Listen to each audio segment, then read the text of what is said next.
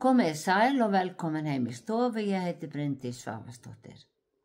Í dag 2. nóvember er 20. sunnudagur eftir þrenningarhátíð. Þema dagsins er reglur Guðs, að lifa í samfélagi hvert við annað. Í lexíunni yrkir sálmaskáldið: þegar ég hræðist, set ég traust mitt á þig. Með Guðs hjálp lofa ég orð hans, ég treysti Guði, ég óttast eigi, hvað geta dauðlegir menn gert mér? Í pistlunum skrifar Páll: hafið því nákvæma gát á hvernig þið breytið, verið ekki óskynsöm, heldur reynið að skilja hver er vilji drottins, sýnið Kristi lotningu og hvert öðru auðsveifni. Og í Guðspjallinu segir Jesús dæmisögu himnaríki. En við skulum byrja þessa stund eins og alltaf á því að signa okkur og við segjum saman í nafni Guðs, Föður, Sonar og heilags anda. Amen. Í gær 1. nóvember var allra heilagra messa. Á þeim degi var beðið fyrir frægum trúarhetjum og dýrlingum meðal kaþólskra. Þessi hefð barst til Norður-Evrópu það leyti sem að fyrstu menn komu til Íslands. Og í kringum árið 1000 var til önnur hátíð, allra sálna messa. Hún var sett á 2. nóvember og var einkum ætluð til hjálpar sálum fátækra. Já, jafnvel messurnar voru stéttaskiptar. Allra heilagra messa var einn af helgustu messudögum íslensku kirkjunnar langt fram á 18. öld.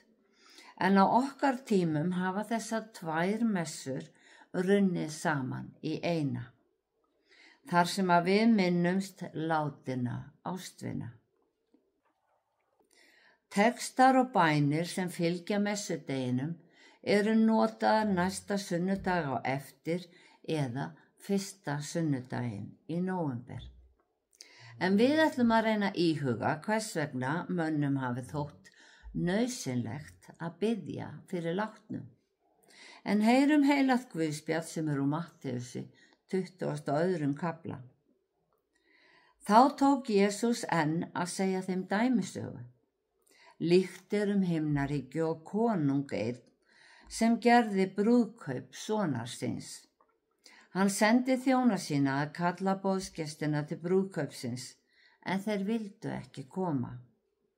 Aftur sendi hann aðra þjóna og mælti: segið boðsgestunum, veislu mína hef ég búið, uxum mínum og alifé slátrað og allt er tilbúið, komið í brúðkaupið. En boðsgestirnir skeyttu því ekki. Einn fór á akur sinn, annar til kaupskapar síns, en hinir tóku þjóna hans, misþyrmdu þeim og drápu. Konungurinn reiddist, sendi út her sinn og lét tortíma morðingjum þessum og brenna borg þeirra.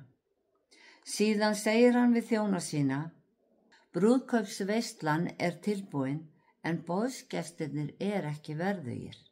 Farið því út á stræti og torg og bjóðið í brúðkaupið, hverjum þeim sem þið finnið.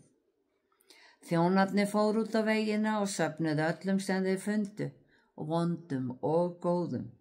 Svo brúðkaupssalurinn varð alskipaður gestum. Konungurinn gekk þá inn að sjá gestina og leit þar mann sem var ekki búinn brúðkaupsklæðum. Hann segir við hann: vinur, hvernig ert þú kominn hingað og ert ekki í brúðkaupsklæðum? Maðurinn gat engu svarað.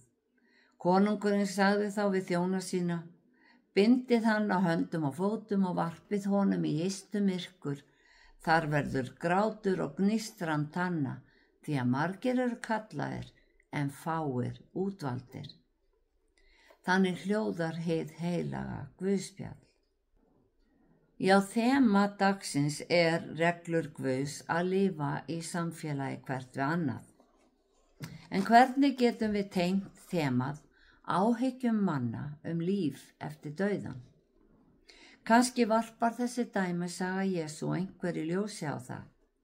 Sagan fjallar boð í Guðs ríki, konungurinn Guð og hann hefur sett ákveðin skilyrði fyrir eingöngu í boðið. En einhver einn hafði ekki uppfyllt þessi skilyrði. Maðurinn í sögunni hlaut að hafa brotið reglur Guðs og það óttinn við að vera þessi maður, óttinn við að vera ekki réttum fatnaði fyrir boðið til konungsins og verða kastað út, sem hræðir fólk. Og hver vill hugsa þá hugsun til enda? Þessi ótti ótti hins trúaða, því hinn vantrúaði óttast ekki Guð. En það óþarfa óttast, því Jesús sagði, óttast þú ekki, trú þú aðeins. Það Jesús sem segir dæmisögu þessa dags og Jesús opinberar sannleikan þó hann sé erfiður. Við þurfum í fyrsta lagi að þiggja boðið og uppfylla skilyrði Guðs. Og til þess að geta það, þá þurfum við að vita hver þau eru. Þegar maðurinn í sögunni spurður veru sína í boðinu, gat hann engu svarað, því hann þekkti hvorki Guð eða ríki hans. Við getum ekki séð á sögunni að aðrir gestir í boðinu hafi tekið eftir því að þessi eini maður var ekki í brúðkaupsklæðum, en Guð sá það. Trúin sést ekki utan á fólki, því varasamt að dæma trú annara og reyndar alls ekki okkar að dæma. Munum hvað mustarskornið var lítið. Marteinn Lúther sá að kirkjan var á rangri leið. Það var ekki hlýðni við kirkjuna eða gjafir til hennar sem greiða fyrir inngöngu, heldur trúin í hjartanu. Aðeins hún klæðir okkur í brúðkaupsklæðin sem gestirnir klæddust í boðinu til Guðs ríkis og aðeins fyrir trúna eigum við þessa dýrmætu von. Í gegnum allar dæmisögur Jesú má lesa að Jesús Kristur í gær og í dag, hinn sami og aldir. Og hjá Guði verður engin mismunun. Við verðum ekki dæmd eftir dagsformi, tilfinningum eða geðþótta, heldur af sanngirni, eftir Guðs fyrirfram settu kröfu trú á son hans Jesú Krist. Því ríki Guðs á himnum verður samfélag kristinna. Þeir sem þiggja ekki boðið hafna Guði. Sagan brúðkaupið útskýrir að þetta snýst val. Val að þiggja boðið, því með því höfum við valið hvern við kjósum sem leiðtoga lífsins, bæði þessa lífs og þessa næsta. Í upphafi varpaði ég fram spurningunni hvers vegna þótti mönnum nauðsynlegt að biðja fyrir látnum. Og svarið einfalt. Við höfum öll mist og vonumst til að hitta ástvini okkar aftur. Eftir því sem við eldumst, þá fjölgar kveðjustundunum. Við erum flest ung þegar langafar og langamur kveðja. Við erum orðin fullorðin þegar afar og ömmur kveðja. Og flest komin á besta aldur þegar foreldrar okkar kveðja. Það það sem við köllum eðlilegan gang lífsins. En svo taka sjúkdómar og slys sína tolla. Foreldrar mínir og tengdaforeldrar eru farnir. Við hjónin erum bæði búin að missa bræður. Systkini okkar beggja hafa mist börn. Og við höfum séð á eftir mörgum skólasystkinum og vinum. Og hver missir tekur sinn toll. Það ekki eins sárt að kveðja þá sem eru satt í lífdaga og þá sem eru hrifnir burt allt og snemma. þá sem að skilja eftir stórt skarð sem enginn getur fyllt og fyllir okkur ólýsanlegri sorg. Þá gott að geta hallað sér að huggunarorðum Guðs sem segir: ég með þér. Ég skal styðja þig, styrkja þig, umvefja þig, sefa sorgina sem fyllir hjarta þitt, hjálpa þér að brosa aftur og ylja þér við minningarnar. Ég skal hjálpa þér að takast á við þennan missi. Dauðinn eitthvað sem við verðum að sætta okkur við að mæta einn daginn. Enginn getur flúið manninn með ljáinn og lögmálið að ef við þurfum ekki að kveðja okkar nánustu, þá það vegna þess að þau hafa þurft að kveðja okkur. En við erum hér og allir hérna hafa þurft að kveðja einhvern, hafa upplifað áfallið sem sálin verður fyrir, hafa þurft að kljást við söknuð og reyna að breyta söknuðinum í ljúfar minningar með von að við hittumst aftur. Jesús kom með fagnaðarerindi ríki Guðs og Guð hefur sagt að hann muni gera alla hluti nýja. Þar muni gilda önnur lögmál en við lifum við í dag. Þar verða ekki stríð eða ófriður, ofbeldi eða kúgun, sjúkdómar eða líkamlegir erfiðleikar. Engin húsnæðisskortur eða fjárhagsvandræði.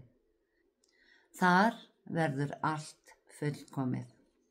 Fegurðin verður ólýsanleg, stræti úr gulli, gimsteinar í undirstöðuveggjum og hliðin úr perlum. Og ég get fullyrt að borg Guðs verður vel byggð og viðhaldsfrí. Fólk Guðs mun ekki þurfa að hafa áhyggjur af neinu, því að Guð mun fyrir öllu sjá.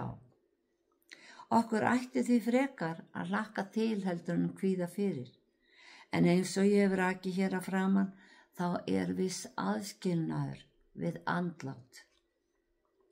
Á Íslandi útförin kveðjustund, en í mörgum löndum they celebrate life. Þar fagna menn lífshlaupi þess sem dó.